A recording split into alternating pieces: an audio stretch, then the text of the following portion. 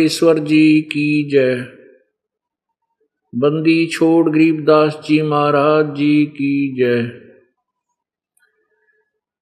स्वामी रामदेवानंद जी गुरु महाराज जी की जय। सर्व संतों की जय, सर्व भक्तों की जय, धर्मी पुरुषों की जय, श्री काशी धाम की जय, श्री छुडानी धाम की जय, श्री करोथा धाम की जय, श्री बरवाला धाम की जय। सत साहिब गरीब नमो नमो सतपुरुष को नमस्कार गुरु की नहीं। सुर नर मुनि जन साधुआं संतों सर्वस दी नहीं। सतगुरु साहिब संत सब डंडो तुम प्रणाम। आगे पीछे मध्य हुए तिनको जा कुर्बान। नराकार निर्विषम काल जाल भय भंजनम। निर्लेपम निज निर्गुणम अकल अनुबेशुंदनम। सोहम सुरति समाप्तम सकल समाना निर्तलय। उज्ज्वल हिरंबर हरदमम बेपरवा अथाह वार पार नहीं मध्यतम। ग्रीव जो सुमर सिद्ध होई गणनायक गलताना। करो अनुग्रह सोई पारस पद परवाना। आद्य गणेश मनाऊं गणनायक देवन देवा। चरण कमल लो लाऊं आद्यंत करूं सेवा। परम शक्ति संगीतम रिद्धि सिद्धि दाता सोई। अवगत गुण अतीतम सतपुरुष निर्मोही। जगदम्बा जगदीशम मंगल रूप मुरारी। तन मन अर्पों शीसम भक्ति मुक्ति भंडारी। सुर नर मुनि जन ध्यावे ब्रह्मा विष्णु महेशा। शेष शेष मुख गावे पूजे आदि गणेशा। इंद्र कुबेर सरीखा वरुण धर्म राय ध्यावे। समर्थ जीवन जी का मन इच्छा फल पावे। 33 कोटि आधारा ध्यावे शेष 88। उतरे भव जल पारा कट है यम की फांसी। 33 कोटि आधारा ध्यावे शेष 88। उतरे भव जल पारा कट है यम की फांसी। सत साहिब कर जोरों विनती करूं धरूं चरण पर शीश। गुरु जी राम देवानंद जी महाराज ने दियो नाम बख्शीश। कोटि कोटि सिजदा करूं कोटि कोटि प्रणाम। चरण कमल में राखियो मैं बांधी जाम गुलाम। अब गुण किए तो बहुत किए करत न मानी आरे। बावे बंदा बख्श दियो बावे गर्दन उतार। कुत्ता तेरे दरबार का मोतिया मेरा नाम। गले प्रेम की जेवड़ी जाखें चो जाऊं। तो करो तो बावड़ूं दूर दूर करो तो जाऊं। जो राखो तो ही रहूं जो देवो सो खाऊं। जय इब के सतगुरु मिले सब दुख आखों रो। चरणों ऊपर शीश धरूं कहूं जो कहनियो। कबीर साईं मिलेंगे पूछेंगे कुशलात। आज अंत की सब कहूं अपने दिल की बात। गुरु जी तुम ना भूलियो चाहे लाख लोग मिल जाही। हमसे तुमको बहुत है, तुमसे हमको नाही। तुमरे विसारे क्या बने, मैं किसकी शरण में जाऊं। शिव ब्रंच मुनि नारदा, इनके हृदय न समाऊं। अवगुण किए तो बहुत किए, करत न मानी यार। बावे बंदा बख्श दियो, बावे गर्दन उतार। अब गुण मेरे बाप जी, बख्शो गरीब निवाज। जो मैं पूत कपूत हूँ, बोर पिता को लाज। मैं अपराधी जन्म का, नक्सक भरे विकार। तुम दाता दुख भंजना, मेरी करो संवार। लूट सको तो लूटियो, राम नाम की लूटी। पीछे फिर पछताओगे, प्राण जहांगे छोट। नहीं भरोसा देही का, विनस जावे छिन माही। श्वास उश्वास में नाम जपो, और यतन कछु नाही। श्वास उश्वास में नाम जपो, व्यर्थ श्वास मत खो। ना जाने इस श्वास को, आवन हो कि न हो। राम नाम निज सार है,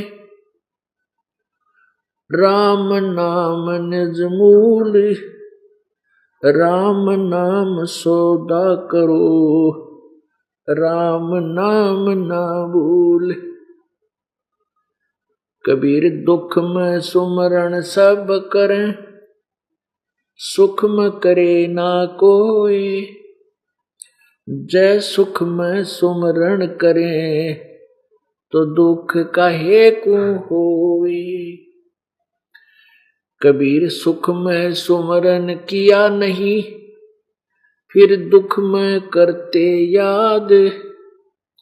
कहे कबीरता दास की, कैसे लगे फरियाद। राम नाम रटते रहो, जब तक घट में प्राण। कब हो तो दीन दयाल के, बनक पड़ेगी कान। वो पृथ्वीपति चकवे गए, जिनके चकर चलंत। रावण सरीखे कौन गिने, ऐसे गए अनंत।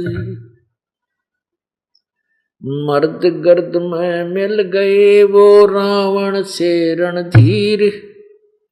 कंस के सी चाणूर से, वो हिरण्यकशिपु बलबीर। तेरी क्या बुनियाद है, तू जीव जन्म धर लेत। गरीब दास हरि भजन बिना, तेरा खाली रह जा खेत। परमपिता परमात्मा सर्व सृष्टि रचनहार कबीर देव कबीर परमेश्वर, सारी सृष्टि के रचनहार कुल मालिक, इस काल के लोक में प्रवेश करते हैं। अपने सतलोक से चलकर आते हैं। यहाँ के स्वामी, यहाँ के प्रभु ब्रह्म ने, यहाँ के प्रभु काल रूपी ब्रह्म ने पूरे मानव समाज को शास्त्र विरुद्ध साधना पर आरूढ़ किया हुआ होता है। परमात्मा स्वयं आकर के, वो परमेश्वर पूर्ण ब्रह्म परम अक्षर ब्रह्म कबीर देव स्वयं अपने सतलोक से चलकर आकर के इस काल ब्रह्म के द्वारा फैलाए गए आध्यात्मिक ज्ञान अज्ञान को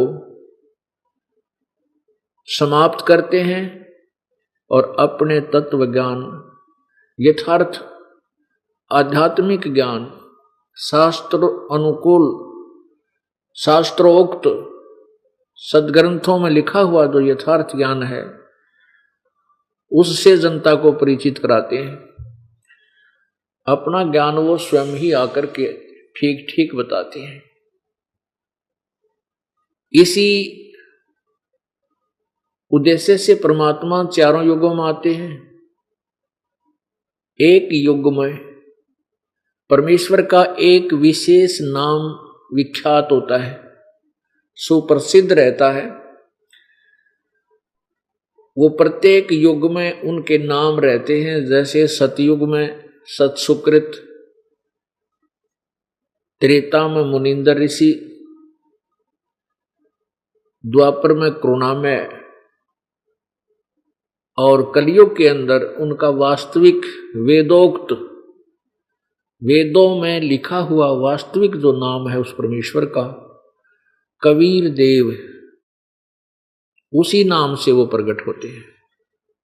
कबीर देव ये परमात्मा का शरीर का नाम है, वास्तविक नाम है। जैसे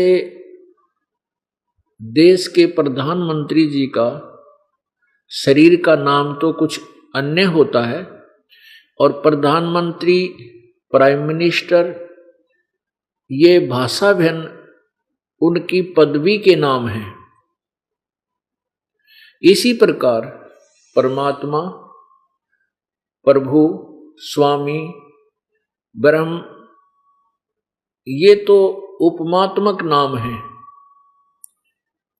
जैसे परम अक्षर ब्रह्म सत्य पुरुष ये परमात्मा के उपमात्मक नाम है, उपाधि के नाम है। और उनका वास्तविक नाम जो है वो कबीर देव है, जो वेदों में कबीर देव, उसको हम अपने लोकल लैंग्वेज में अपनी स्थानीय भाषा में हम वै को बै बोलते हैं। जैसे वेदों को हम वेद बोलते हैं, शुद्ध हिंदी में वेद होते हैं, हम उनको वेद बोलते हैं। इसी प्रकार हम वै को बै बोल करके वेदों में कबीर देव, कबीर अग्नि, कबीर अमितोजा, कबीर अंगारी, कबीर बम्भारी आदि जो नाम है ये उनका वास्तविक नाम है पूर्ण परमात्मा का, पूर्ण ब्रह्म का, परम अक्षर ब्रह्म का। तो हम उसको कबीर देव बोलने लगे। कबीर साहब, देव माने साहब कहो, राम कहो, परमात्मा कहो, तो देव तो कबीर देव, कबीर साहब, कबीर भगवान, देव माने भगवान। तो हम उस परमात्मा, वो परमेश्वर कलयुग में जब प्रकट हुए, सह शरीर आए, शिशु रूप धारण किया और जब उनका नामांकन करने लगे,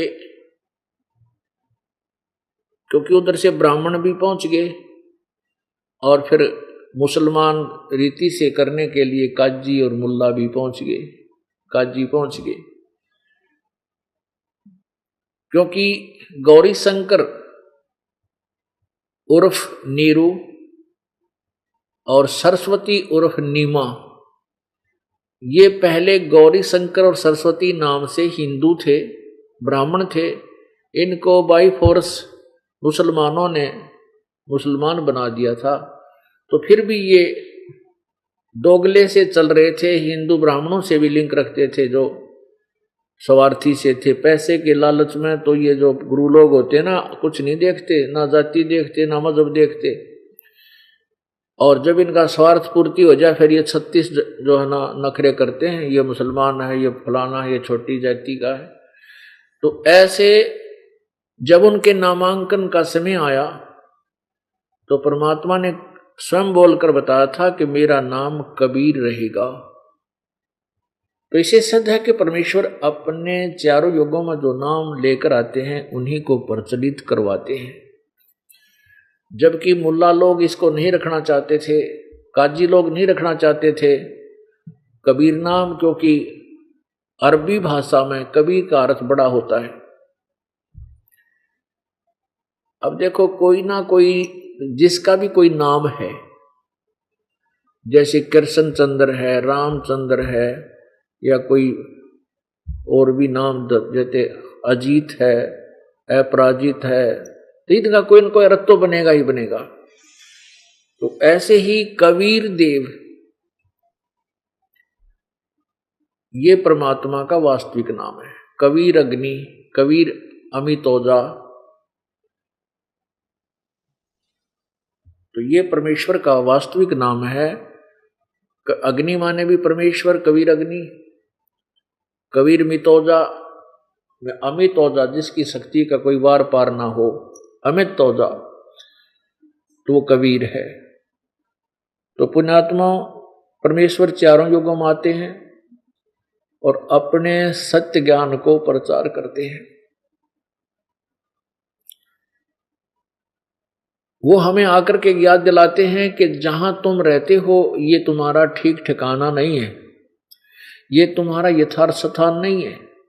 या तो सब चला चली हो रही है, जैसे आपका ना जाने कब यहां से मृत्यु का समय आ जाए। यहां से आपकी मृत्यु होगी, कहां जाओगे? जो कुछ पुण्य किए हैं उनके आधार से स्वर्ग लोक में जाओगे। जब आपके पुण्य समाप्त हो जाएंगे तो फिर आप कहां जाओगे? नरक में जाओगे। नरक में आपके पाप कर्मों का दंड भुगतने के बाद कहां आओगे? वहां से भी कहेंगे चलो अब तेरे यहां रहने का समय पूरा हो गया, फिर यहां पृथ्वी लोक पर आएंगे।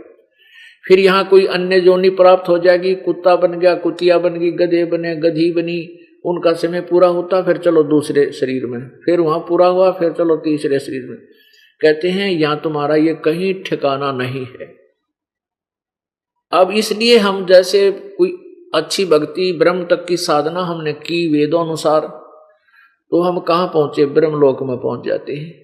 गीता जी अध्याय नंबर 8 के श्लोक 16 में कहा है कि ब्रह्मलोक पर्यंत ये सभी पुनरावर्ती में है। वहां गए हुए प्राणी भी, ब्रह्मलोक में गए हुए साधक भी, वो जीव भी फिर वापस जन्म मृत्यु में आते हैं। अब परमात्मा कबीर परमेश्वर जी अपने उस तत्व ज्ञान में बताते हैं,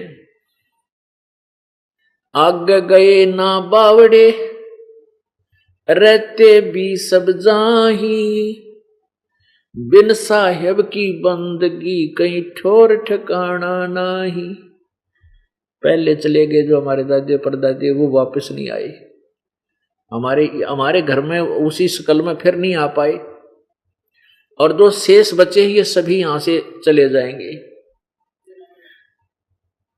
और यहां से जाने के बाद फिर कोई दूसरी योनि, फिर वहां से चलेंगे, फिर तीसरी योनि, फिर वहां से चलेंगे, फिर और कहीं, फिर स्वर्ग में, फिर नरक में।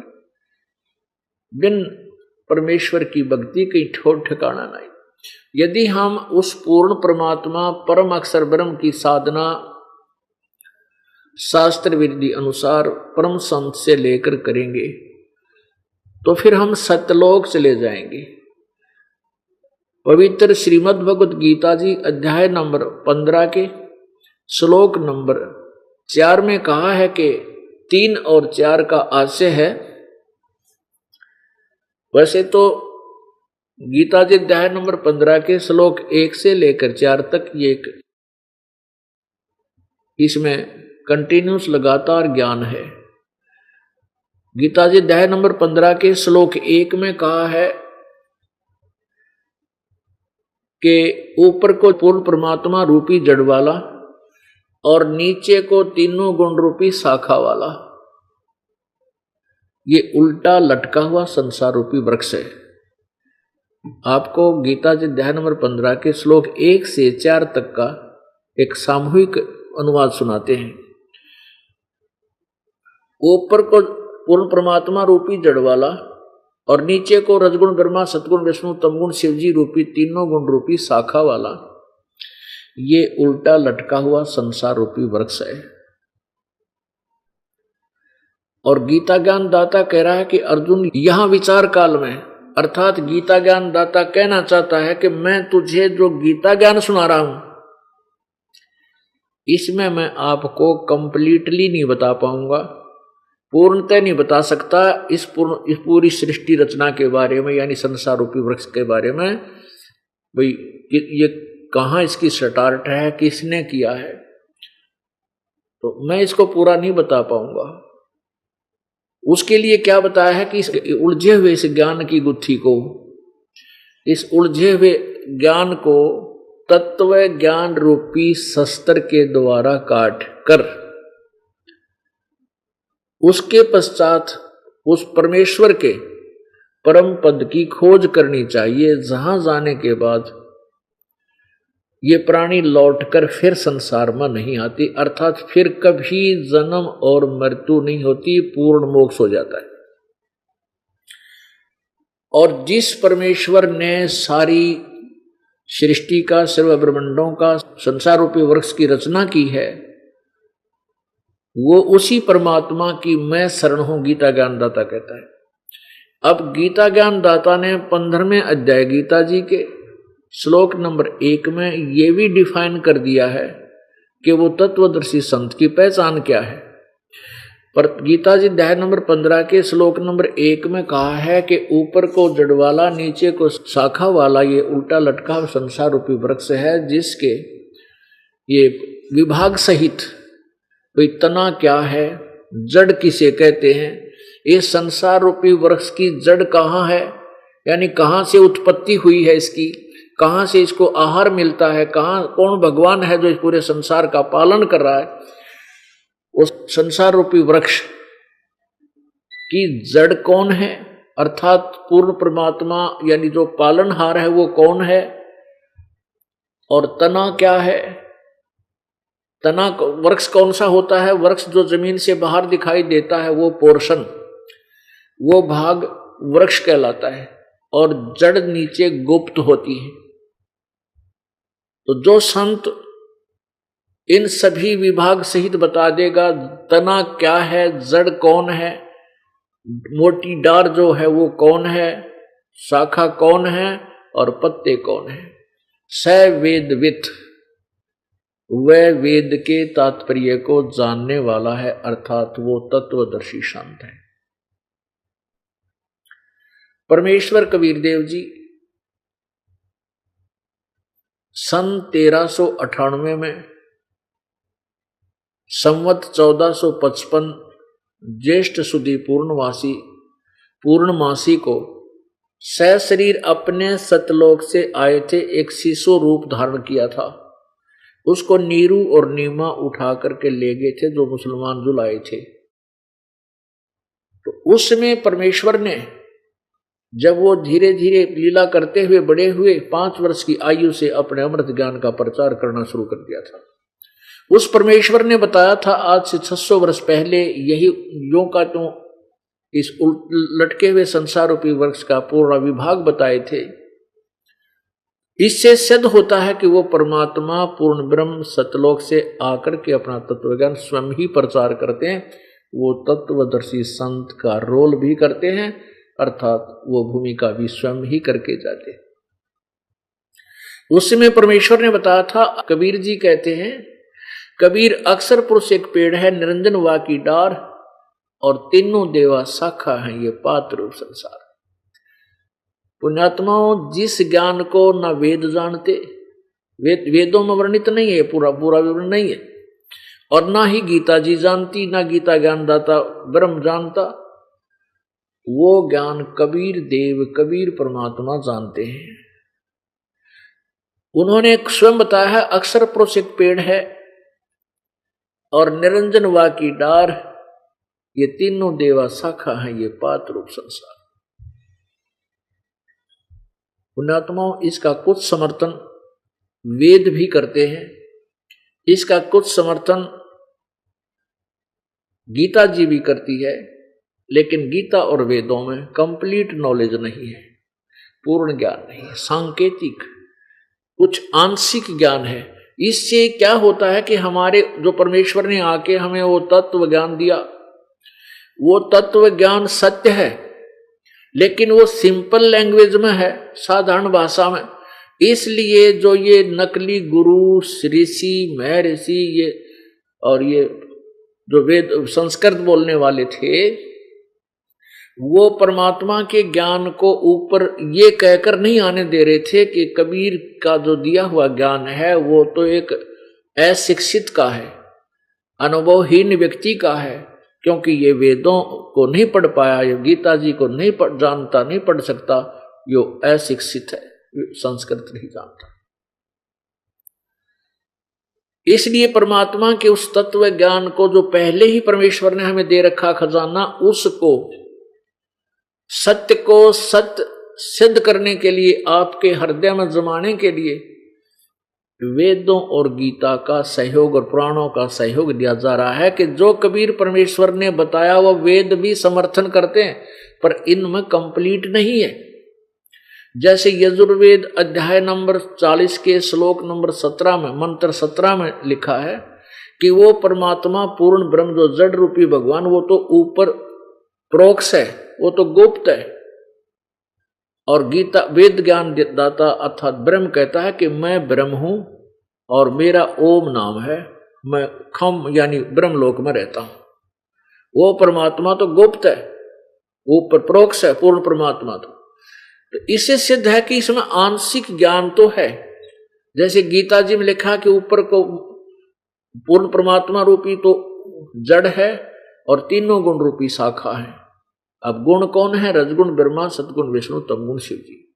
तो ये उल्टा लटका संसार रूपी वृक्ष है। और कहता और मैं विशेष नहीं जानता, अब बीच का सारा पोर्शन नहीं बता पाया, और ऊपर पूर्ण ब्रह्म कौन है, ऊपर की जड़ कौन है, ये भी गीता ज्ञानदाता नहीं बता पाया। तो परमेश्वर ने आकर के अपना ज्ञान स्वयं दिया।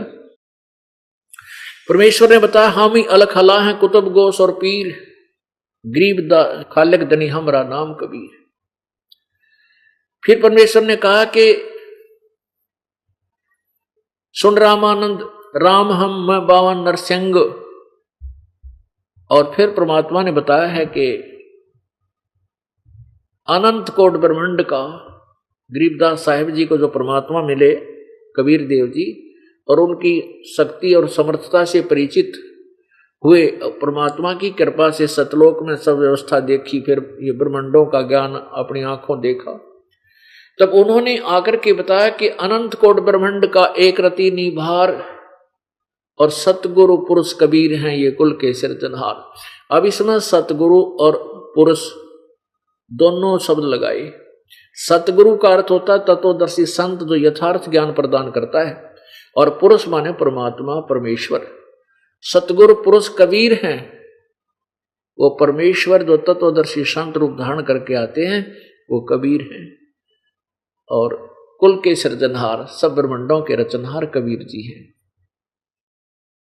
और स्वयं परमात्मा कहते हैं ए स्वामी सृष्टा में, सृष्टा माने सारी सृष्टि का रचनहार, और सृष्टि मेरे तीर, ये पूरे असंख्य ब्रह्मांड मेरे आधार हैं, मेरी ही पावर से चल रहे हैं। और दास गरीब अधर बसू, यानी ऊपर सतलोक में रहता हूं मैं, अवगत सत कबीर। ऊपर मैं ही रहता हूं सतलोक में, जो वेद और गीता ज्ञान देते हैं। यजुर्वेद अध्याय नंबर 40 के श्लोक 17 में जो लिखा है कि वो परमात्मा पूर्ण ब्रह्म तो ऊपर प्रोक्ष है, वो तो गुप्त है, तो वो कहते हैं वो ऊपर परमात्मा मैं ही हूं। इस प्रकार परमेश्वर ने उसी समय आकर के अपने सर्वभूमिका की एक दास का रोल किया। एक भक्त में क्या गुण होने चाहिए, और तत्वदर्शी संत बनकर उन्होंने वो यथार्थ ज्ञान दिया। लेकिन वो साधारण भाषा में देना इसलिए अनिवार्य था कि आने वाले समय में मेरी प्यारी आत्मा जब ये शिक्षित होंगे तो मेरे इस ज्ञान को आसानी से समझ लेंगे। और यदि परमात्मा इसको संस्कृत में बोल जाता तो फिर ये संस्कृत में अड़ंगा करने वाले इसका और दुरुक्ति कर देते, अज्ञान कर देते, अनुवाद ठीक नहीं करते। तो उस परमेश्वर के इस ज्ञान को समझने के लिए वो जो पहले परमात्मा 600 वर्ष पहले हमें देकर गए थे, इसलिए सदग्रंथ आपको दिखाता ये दास, अन्यथा चारों वेदों की और गीता जी की कतई आवश्यकता नहीं। क्योंकि जो इनमें निष्कर्ष है वो सारा कबीर वाणी में परमात्मा के द्वारा दिए हुए अपने मुख्य ज्ञान में एज इट इज वर्णन है। लेकिन इसलिए उस सत्य, उस सिंपल भाषा में, साधारण लैंग्वेज में, साधारण भाषा में लिखे हुए ज्ञान को, सत्य को सत्य आपके हृदय में जचाने के लिए आप जिन सदग्रंथों को सत्य मानते हो उनका समर्थन लेना पड़ रहा है। और जब आपके हृदय में यह सत्य जच जाएगी कि कबीर जी ने जो कहा वो सत्य है, तो फिर हमने उस साधारण भाषा वाले ज्ञान में जो भी हमें क्रियाएं मिली हैं, जो साधना आपको दी गई है, केवल वो साधना करनी है, फिर ज्ञानी बनने की कतई आवश्यकता नहीं। ज्ञान बार बार आपको इसलिए समझाया जा रहा है कि आप इस ज्ञान को समझकर आपकी बुद्धि एक परमात्मा, एक ज्ञान पर स्थिर हो जाओ, तब तुम भक्त बनोगे, योगी बनोगे, साधक बन पाओगे, साधना कर पाओगे। जैसे गीता जी अध्याय नंबर 2 के श्लोक नंबर 53 में कहा कि अर्जुन, जब तेरी बुद्धि नाना भिन्न भिन्न प्रकार के भ्रमित करने वाले वचनों से यानी ज्ञानों से हटकर एक ज्ञान पर, एक पूर्ण परमात्मा के ज्ञान पर स्थिर हो जाएगी, तब तो तू योगी बनेगा, तब तो तू भक्त बनेगा, योग को प्राप्त होगा, यानी तो भक्त बनेगा। तो पुण्यात्मा, आपको भक्त बनाने के लिए ये ज्ञान रह कर समझाया जा रहा है। और ये सदग्रंथ आपके समक्ष प्रोजेक्टर के माध्यम से, ये सीडी डीवीडी बना करके, वीडियो फिल्म बना करके आप तक पहुंचाए जा रहे हैं, ताकि आप सब शिक्षित हो गए हो। अब ये बीचली पीढ़ी प्रारंभ हो चुकी है। इस बीचली पीढ़ी को परमात्मा ने सिलेक्ट किया है पहले से ही, कि बीचली पीढ़ी जब आएगी तब हम अपने यथार्थ ज्ञान को प्रचार करेंगे। तब तक हम इनको नहीं बोलेंगे, इन्होंने कहने दे हमारे विषय में जो ये एंड बैंड बोलते हैं, बोलने दो इन नकली गुरुओं ऋषियों ने। जब ये बीचली पीढ़ी शिक्षित हो जाएगी, फिर मेरे बच्चे मुझे आसानी से पहचान जाएंगे। गीता जी अध्याय नंबर 4 श्लोक नंबर 34 में गीता ज्ञान दाता ने कहा है कि जो 32 और 34 में कहा कि जो वो परमात्मा ने, पूर्ण ब्रह्म ने, सच्चिदानंद घन ब्रह्म ने, परमात्मा ने यानी परम अक्षर ब्रह्म के ने जो स्वयं आकर के अपने मुखारविंद से, अपने मुख कमल से जो ज्ञान बोला है, वह उनकी वाणी, उस परमेश्वर की वाणी में सब प्रकार की साधनाएं करने वाली और ना करने वाली जो गलत हैं उनको रिजेक्ट किया है कि जो ऐसा करते हैं वो गलत है, बेदा है, व्यर्थ है। जो ऐसी साधना करते हैं वह भी व्यर्थ है। कोई देवताओं की पूजा करते हैं, कोई प्राणायाम पर आश्रित हैं, कोई केवल एक अहिंसा के तीव्र व्रत करते हैं, जैसे मुंह पर पट्टी बांध ली, नंगे पैरों घूमते हैं, केवल इसी से मोक्ष मानते हैं। तो उस प्रकार के सभी प्रकार के ज्ञान उस परमेश्वर के सच्चिदानंद घन की वाणी में, कबीर वाणी में लिखे हुए हैं। और उस ज्ञान को तू तत्वदर्शी संतों के पास जाकर समझ, उनको विनम्र भाव से प्रणाम कर, विनम्र भाव से प्रसन्न कर, दंडवत प्रणाम कर, फिर वह तत्वदर्शी संत आपको उस परमेश्वर के बारे में यथार्थ ज्ञान बताएंगे। फिर वैसे कर जैसे वो बताएंगे। पुण्यात्माओं, परमेश्वर ने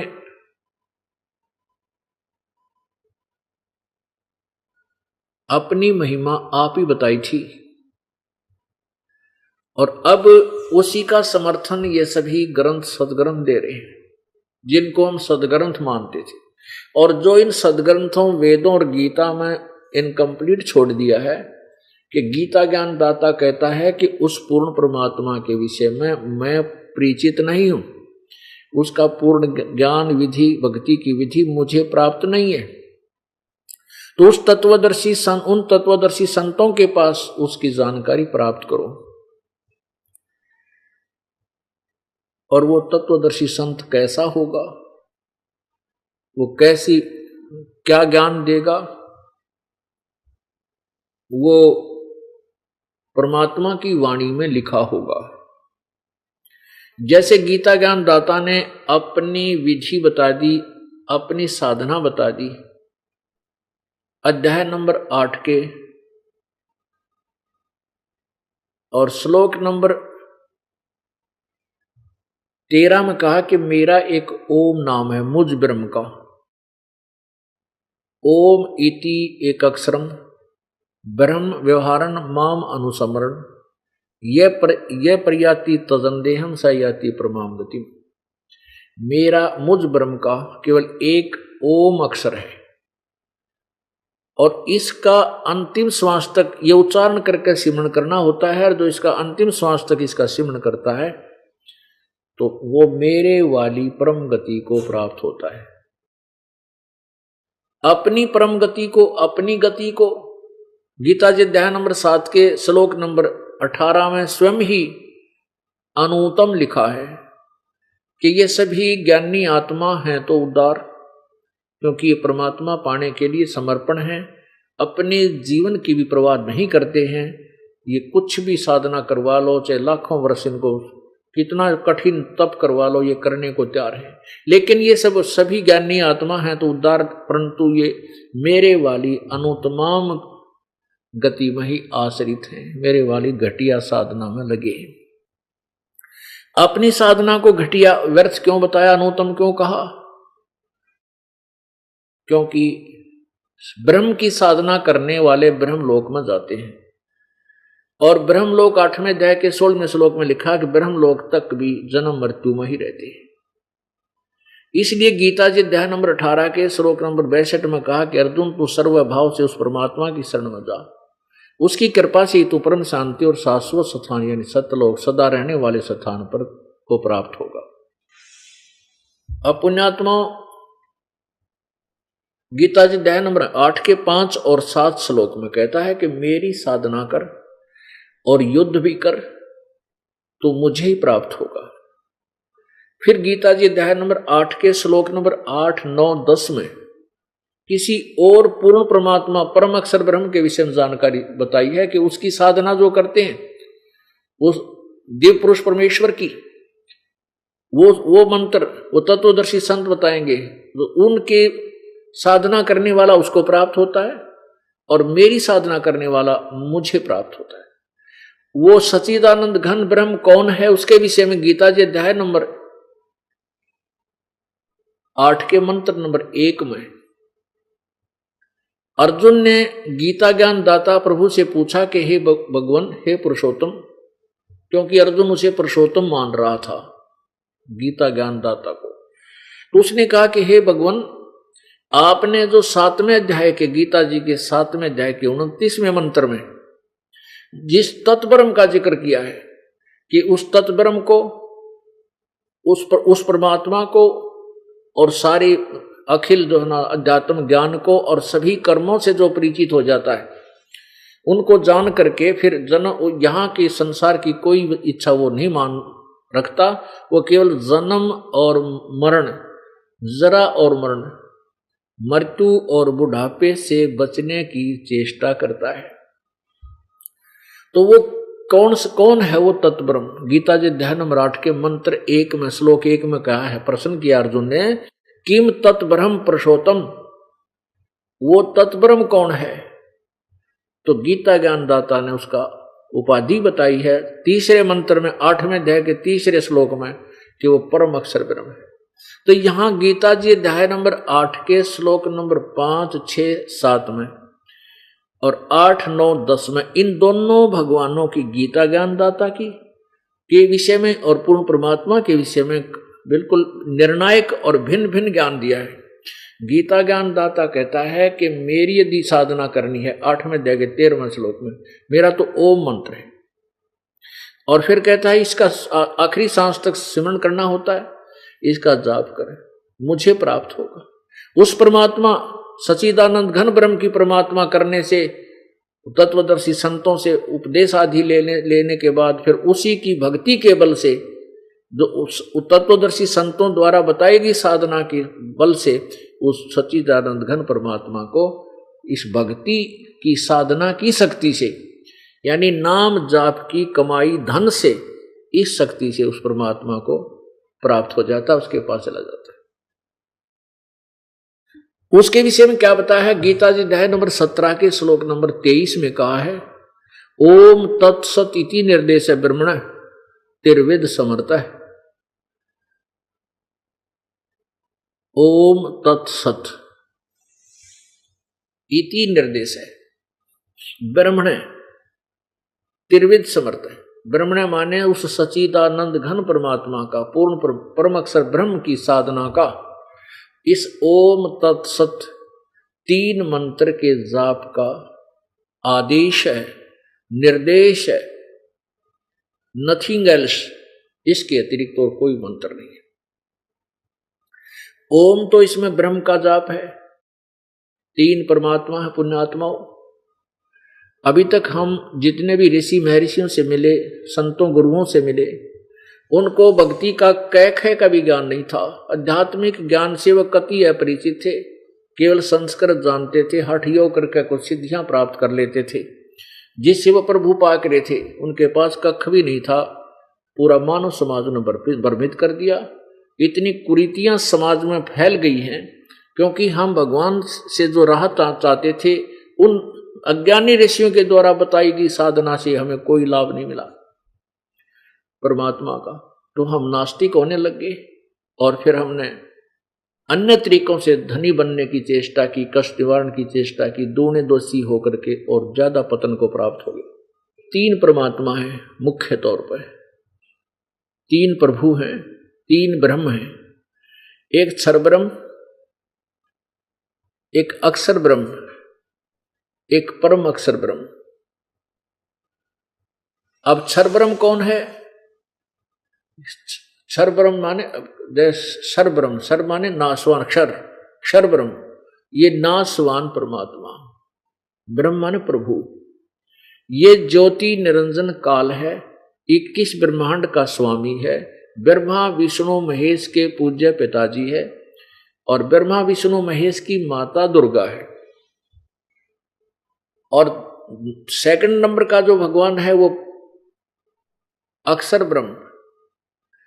इस क्षर ब्रह्म को क्षर पुरुष भी कहते हैं, अक्षर पुरुष, और अक्षर ब्रह्म को अक्षर पुरुष भी बोलते हैं, और परम अक्षर ब्रह्म को परम अक्षर पुरुष भी कह सकते हैं, क्योंकि पुरुष माने परमात्मा। जैसे हम सत्य पुरुष, सत्य पुरुष का अर्थ होता अविनाशी परमात्मा, पुरुष माने प्रभु, सत्य माने अविनाशी सदा रहने वाला, तो परम अक्षर ब्रह्म को सत्य पुरुष भी कहते हैं। तो परब्रह्म जो है ये अक्षर ब्रह्म, परब्रह्म कहो, अक्षर ब्रह्म कहो, इसे अक्षर पुरुष कहो, ये 7 संख ब्रह्मांड का स्वामी है और इसका तत् नाम है। ये तत् सांकेतिक है, जैसे ओम तत्सत, ओम तो सीधा ब्रह्म का जाप है, तत् और सत ये सांकेतिक मंत्र हैं। ये दास बताएगा जो इनका वास्तविक अर्थ है, जो मंत्र जाप करने का, ये गुप्त कोड वर्ड है। ये तत् जो है ये अक्षर पुरुष का अर्थात अक्षर ब्रह्म का मंत्र है, और ये ब्रह्म ओम मंत्र और साथ में ये तत् जो सांकेतिक ये दास बताएगा, ये दोनों मिलकर के सतनाम कहलाता है। ये सतनाम 2 अक्षर का होता है। और फिर इसके बाद इस एक मंत्र और मिलेगा आपको जो सत मंत्र है, उसका वो कोई और मंत्र है।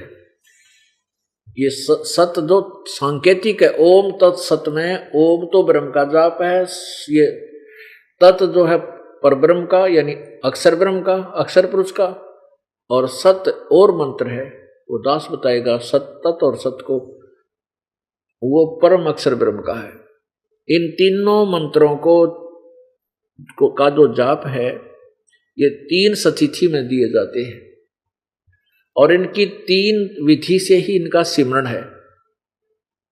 श्वास उश्वास से इनका सिमरण होता है। इनकी सिमरण की विधि भी 3 प्रकार है। इसीलिए इस मंत्र से पूर्ण मोक्ष होगा और जहां जाने के बाद ये प्राणी फिर लौटकर संसार में कभी नहीं आएगा। अब अन्य ऋषि, अन्य जो आध्यात्मिक ज्ञान से अपरिचित अज्ञानी लोग हैं, वो गुरु पद प्राप्त करके, महर्षि की पदवी प्राप्त करके कैसी थ्योरी, कैसा सिद्धांत बता गए हमारे को। जैसे राधा स्वामी पंथ, धन धन सतगुरु पंथ, ये जय गुरुदेव वाला पंथ, ये एक ही कुएं का पानी है।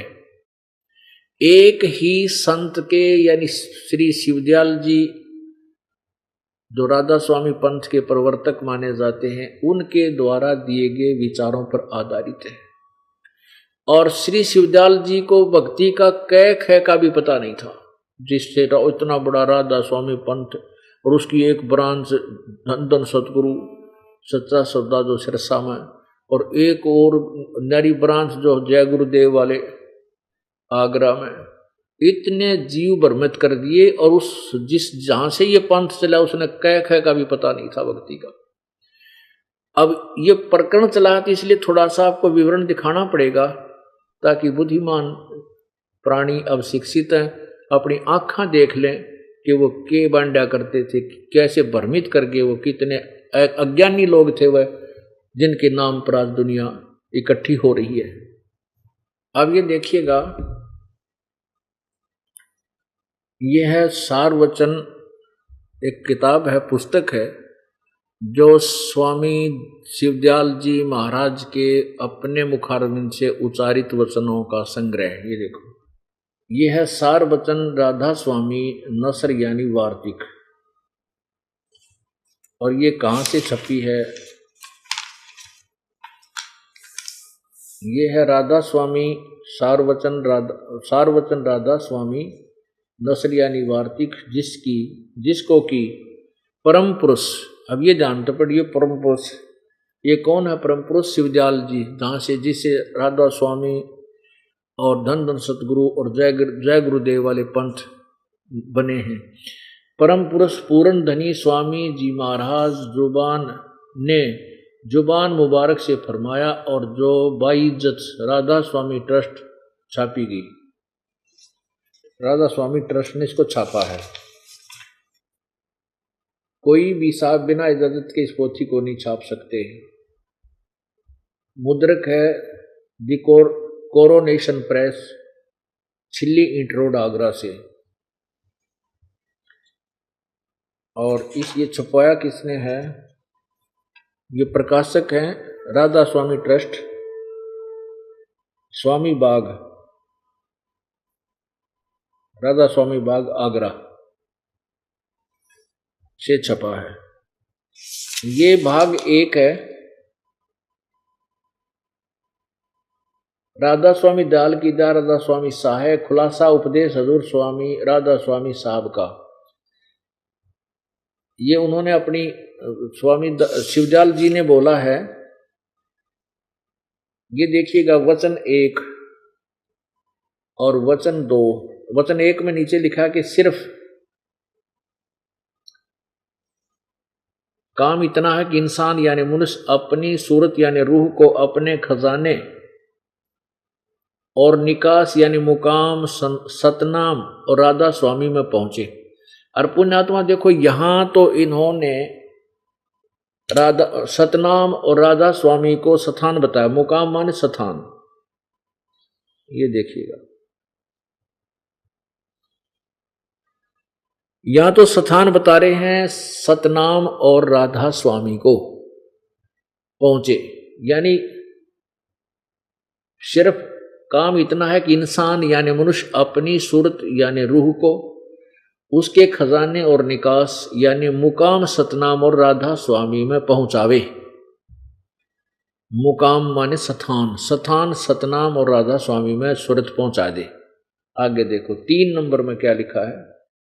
ये प्रश्न नंबर 2 के ऊपर है, सारवचन राधा स्वामी वार्तिक पे भाग 1। अब 3 पृष्ठ पर देखना, और वचन नंबर वो 2 था 3 में।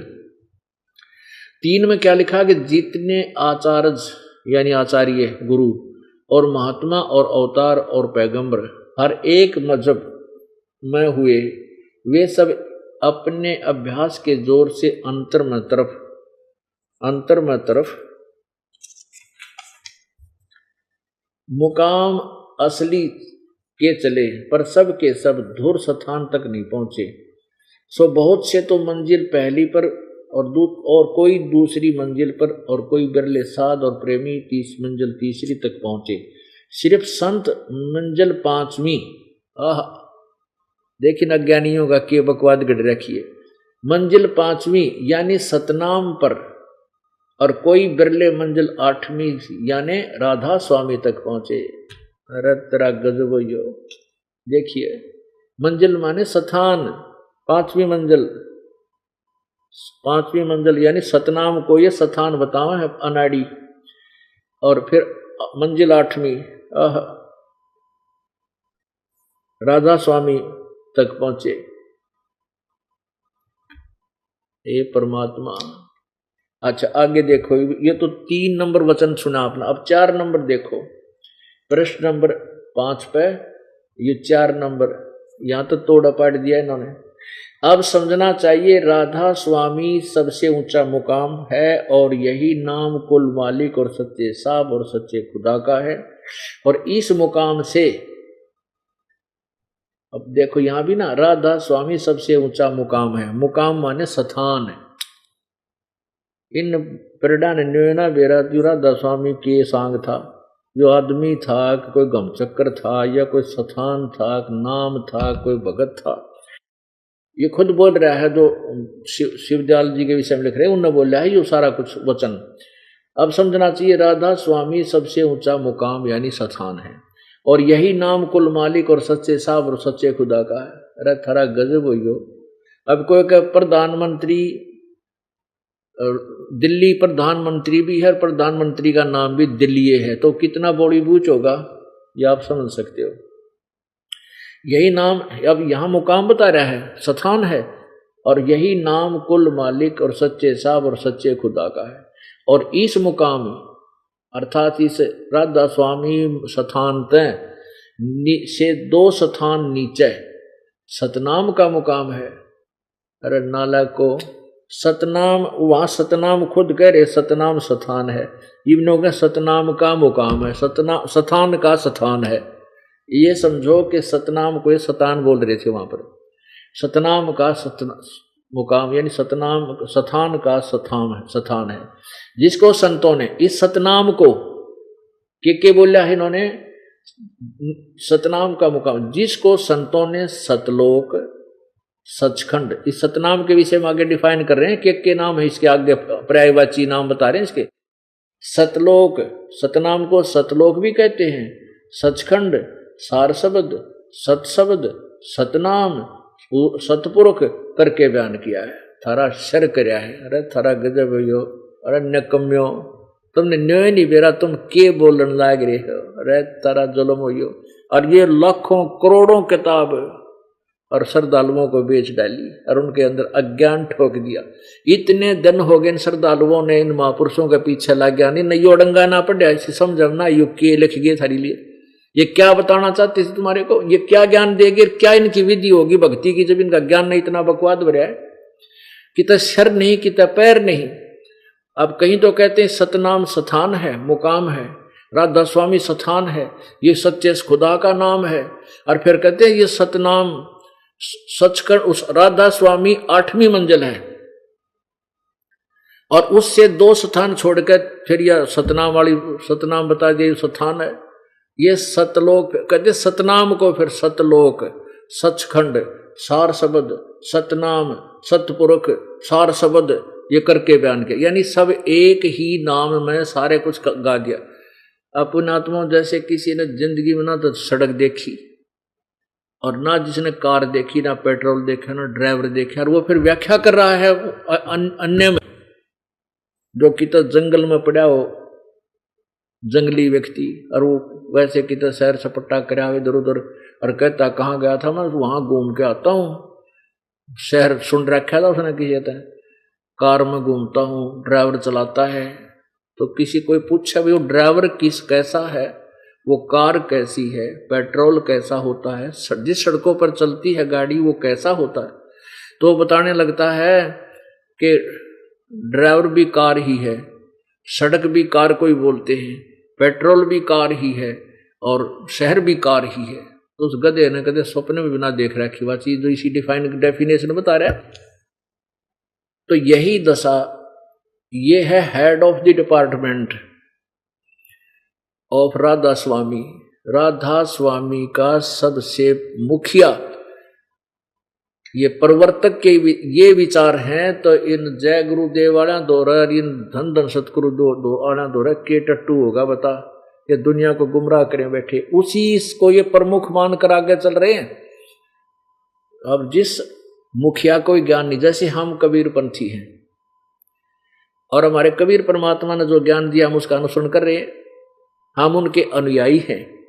यदि हमारे कबीर साहब का ज्ञान ही गलत होता तो हम किसे अनुयायी थे, किसे कैसे वो थे। अब उस परमेश्वर का ज्ञान एथेंटिक है, सब वेद और गीता उसका समर्थन कर रहे हैं, इसलिए हमारा जो मार्ग है वो सत्य है। और ये जो राधा स्वामी, धन धन सतगुरु और ये जितने एक वो कृपाल जी एक और बना रखा था, ठाकुर जी महाराज भी नरी दुनिया ने बर्बाद करके मर गया, 93 होगा। तो वैसे मेरा वो बाईपास सर्जरी हुई उसकी, इतना बड़ा ऑपरेशन 6 महीना पाछे फिर मृत्यु को प्राप्त हो गया।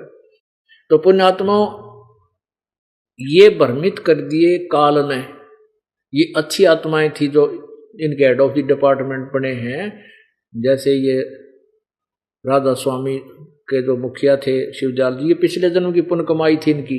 जब तक वो कमाई चली तो कुछ एक को लाभ भी हुआ उनकी वचन शक्ति से, फिर वह बैटरी डिस्चार्ज होगी, फ्यूज हो गए, फिर भूत बनाई। और कौन? ये शिवदयाल जी भूत बने, प्रेत बने, मोक्ष तब बहुत दूर की बात है।